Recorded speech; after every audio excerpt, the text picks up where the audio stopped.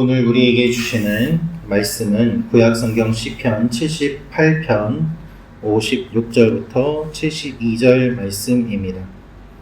저부터 교독하겠습니다. 그러나 그들은 지존하신 하나님을 시험하고 반항하여 그의 명령을 지키지 아니하며 그들의 주상들 같이 배반하고 거짓을 행하여 속이는 활같이 빗나가서 자기 산당들로 그의 노여움을 일으키며 그들의 조각한 우상들로 그를 진노하게 하였음에 하나님이 들으시고 분내어 이스라엘을 크게 미워하사 사람 가운데 세우신 장막 곧 실로의 성막을 떠나시고 그가 그의 능력을 포로에게 넘겨주시며 그의 영광을 대적의 손에 붙이시고 그가 그의 소유 때문에 분내사 그의 백성을 칼에 넘기셨으니 그들의 청년은 불에 살라지고 그들의 처녀들은 혼인 노래를 들을 수 없었으며 그들의 제사장들은 칼에 엎드려지고 그들의 과부들은 애곡도 하지 못하였도다. 그때 주께서 잠에서 깨어난 것처럼 포도주를 마시고 고함치는 용사처럼 일어나사 그의 대적들을 쳐 물리쳐서 영원히 그들에게 욕되게 하셨도다. 또 요셉의 장막을 버리시며 에브라임 지파를 택하지 아니하시고 오직 유다 지파와 그가 사랑하시는 시온산을 택하시며 그의 성소를 산의 높음같이 영원히 두신 땅같이 지으셨도다. 또 그의 종 다윗을 택하시되 양의 우리에서 취하시며 젖 양을 지키는 중에서 그를 이끌어내사 그의 백성인 야곱 그의 소유인 이스라엘을 기르게 하셨더니 같이 읽겠습니다. 이에 그가 그들을 자기 마음의 완전함으로 기르고 그의 손의 능숙함으로 그들을 지도하였도다. 아멘.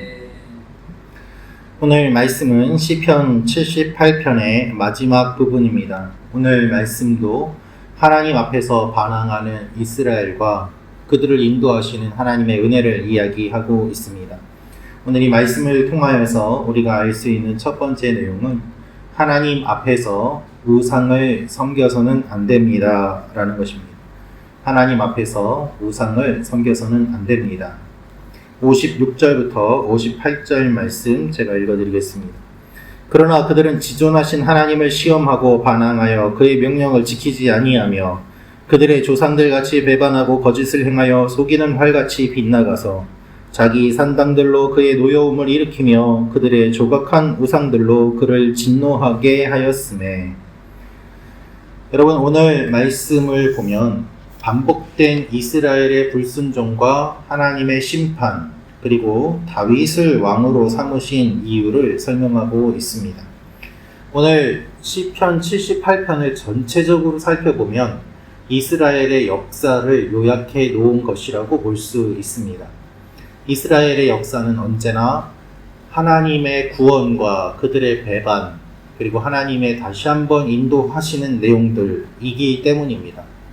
따라서 구약 성경의 전체적인 내용을 알려면 오늘 시편 말씀을 전체적으로 한번 읽어보면 다 이해할 수 있을 정도로 과거의 역사와 하나님께서 어떻게 인도하셨는지를 잘 정리하고 있습니다. 오늘 말씀 가운데서도 그것을 이야기합니다. 이스라엘 백성들이 광야에서만 반항한 것이 아니라 하나님이 약속하신 가나안 땅에 들어가서도 불순종하고 거기에서도 이방 신들을 섬기고 산당을 만들어서 하나님이 아닌 다른 우상들을 많이 섬겼다고 이야기합니다. 그래서 그들은 지존하신 하나님을 시험하고 반항하고 자기 산당들로 그의 노여움을 일으켰다라고 이야기를 하고 있습니다. 근데 57절 말씀을 보면 속이는 활같이 빗나가서 라는 표현이 있는데요. 이것은 무엇을 의미하는가 하면 원어를 보니까 줄이 늘어진 화살이다 라는 뜻이에요.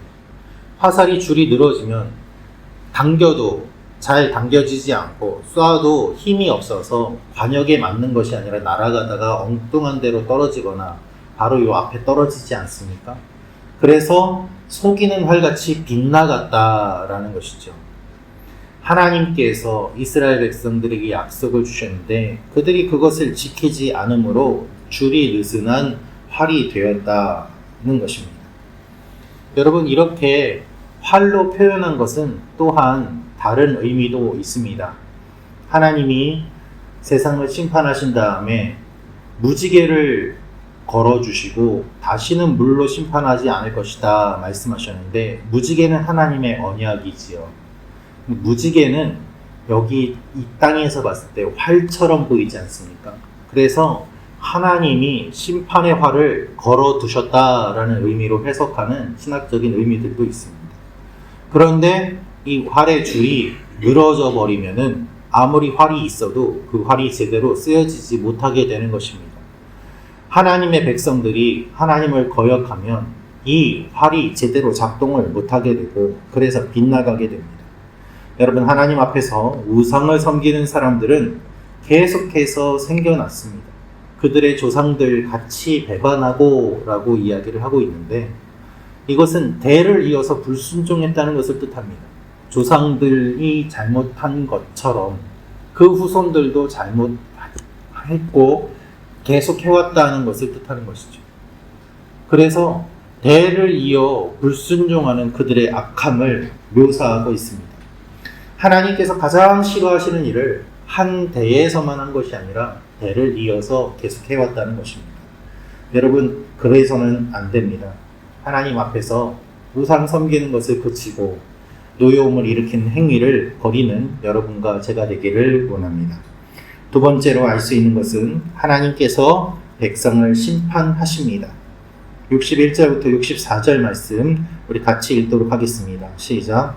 그가 그의 능력을 포로에게 넘겨주시며 그의 영광을 대적의 손에 붙이시고 그가 그의 소유 때문에 분내사 그의 백성을 칼에 넘기셨으니 그들의 청년은 불에 살라지고 그들의 처녀들은 혼인 노래를 들을 수 없었으며 그들의 제사장들은 칼에 엎드려지고 그들의 과부들은 애곡도 하지 못하였도다. 아멘. 하나님께서 하나님의 백성들을 멸망시킵니다. 하나님은 이스라엘의 우상 숭배를 싫어하시고 실로의 성막을 떠나셨습니다. 그러니까 언약궤가 블레셋에 빼앗기게 되고 하나님이 모욕을 받으시는 일들이 일어나게 됩니다. 하나님이 하나님의 능력을 포로에게 넘겨주셨다라고 이야기를 하십니다. 영광을 대적에게 주십니다. 하나님이 수치를 당하는 것입니다. 그러나 하나님은 하나님이 수치를 당하면서도 이스라엘 백성들을 심판하시기 위하여 이런 일들을 하십니다. 왜 이렇게 하십니까? 그것은 이스라엘 백성들이 바르게 돌아오게 하기 위함입니다. 여러분, 이분이 우리 하나님이십니다. 이스라엘이 죄악의 길에서 돌이켜 새 희망을 품고 새 지도자를 갈망하도록 하기 위해서 하나님께서 스스로 모욕을 당하시면서 하나님이 이와 같이 수치를 당하시면서 이런 일들을 하신다는 것입니다. 하나님은 하나님의 백성을 심판하시지만 하나님이 먼저 희생하시고 먼저 모욕을 당하시면서 깨우치게 하십니다. 여러분, 예수님이 우리를 구원하시기 위하여 십자가에 달려 돌아가시고 채찍으로 매를 맞으십니다. 이분이 우리 하나님이십니다.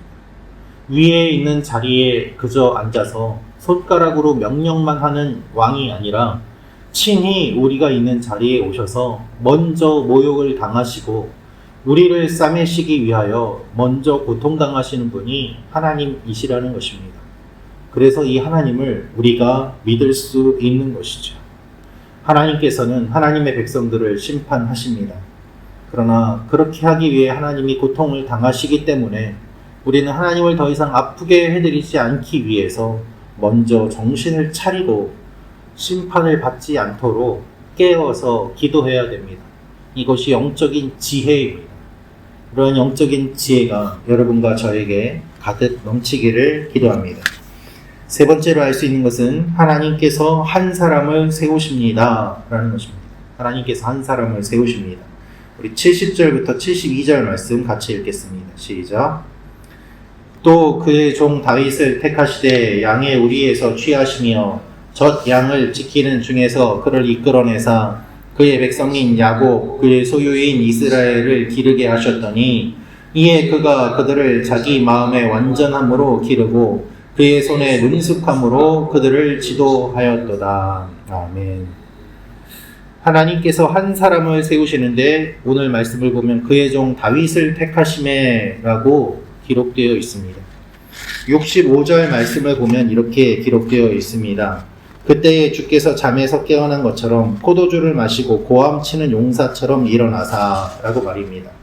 하나님이 이제는 깨어나시고 하나님이 한 사람을 택하시는데 그의 종 다윗을 택하셨다. 여러분, 한 사람을 통하여서 하나님의 구원을 이루어 가시는 것, 그것이 하나님의 방법입니다.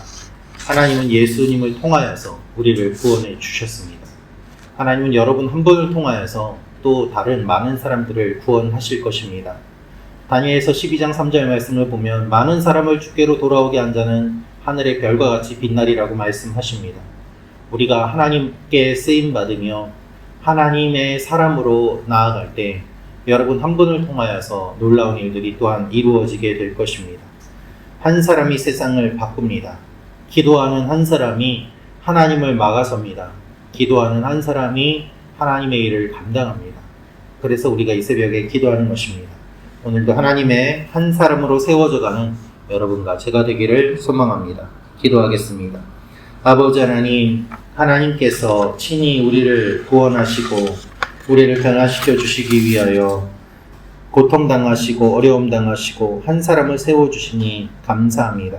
우리가 하나님께 쓰임받는 사람들 되게 하시고 우리를 위하여 보내어 주신 예수 그리스도의 그 은혜를 잊지 않게 하시며 오늘도 주님과 동행하며 나아가는 하나님의 사람들이 되게 하여 주옵소서. 예수님의 이름으로 기도합니다. 아멘.